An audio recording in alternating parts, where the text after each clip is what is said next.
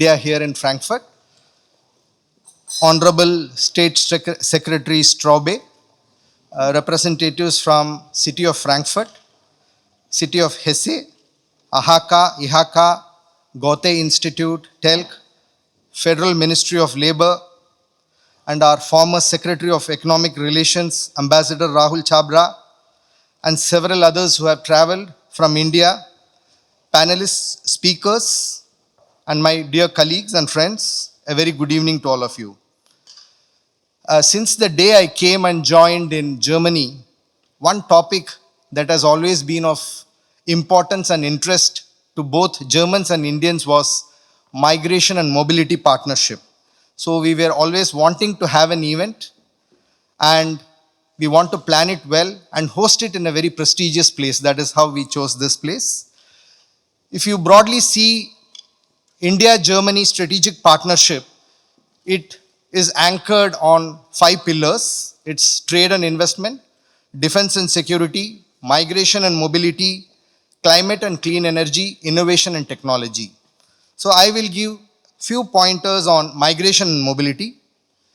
Again, since the day I joined here, every meeting that you go, there would be 2 challenges that people speak about in Germany. One is the lack of skilled manpower, and the other is digitalization. The rough figure that people quote is 1.2 million vacancies are there in Germany. And this will only increase in the coming years with more people resigning or retiring, and also the newcomers who may not take up these traditional jobs. Since 2023, India is the largest country in the planet. That also means that we are the largest human resource on the planet, with an average age of 28 compared to that of 50 in Germany. This has also provided a lot of opportunities for us.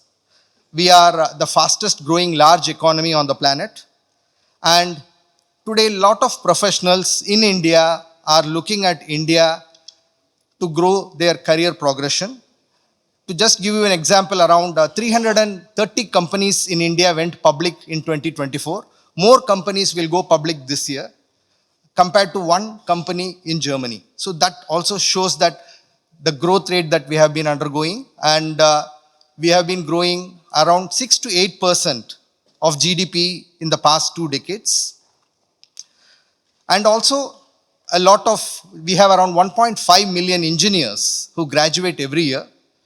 Many aspire to go abroad and get international exposure, but many also want to go to US, UK, Canada, Australia, New Zealand, which are English-speaking countries.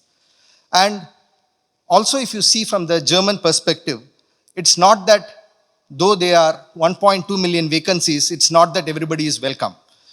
Once you have to fit into that job, you have to know the work culture, you have to know the language. So even if somebody is interested, there are also challenges and requirements to fulfill. India was the first country with which Germany signed the Migration and Mobility Partnership Agreement in 2022. Since then, a lot of institutional mechanisms have started. There is a reason for it. We are 36 million Indians living outside India. Wherever we have gone, we have added value to that country. We are a democracy and we believe in rule of law. We have strong family values and work ethics. So one of the German ministers I met in Berlin said that Indians could celebrate Diwali and also can be an active participant in Oktoberfest. I think that puts... So when it comes to students, today Indians are the largest cohort of international students in Germany. We are around 50,000 students, and most of them go to STEM subjects, that is engineering or technology. And many of the universities, top universities in Germany which offer free education, have their offices in India to hunt for the best talents and bring them here. So one of our common friends, one of mine and Javaji's common friend called Prabhanjan, put it this way, that if India is my motherland, then Germany is my fatherland. So that is how you bring as a student and they assimilate here, and many of them stay here. As I told, like there are 1.5 million engineers who graduate from India every year compared to 40,000 in Germany. This has resulted in mushrooming of global capability centers in India. Today we have 1,600 global capability centers, which generate a revenue of 120 billion US dollars every year. Mercedes, which started with 40 people, have now 10,000 people in their global capability center.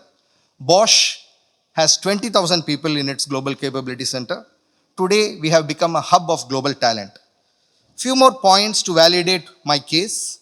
Germany issued 2 million visas in 2024, 1.5 million Schengen, and rest is national visa. 200,000 plus visas were issued to Indians, that is roughly 10%, and of which 64,000 are national visas and 144,000 are Schengen visas. The number of students visas issued to Indians in 2024 is 24,000 compared to 12,000 in 2021.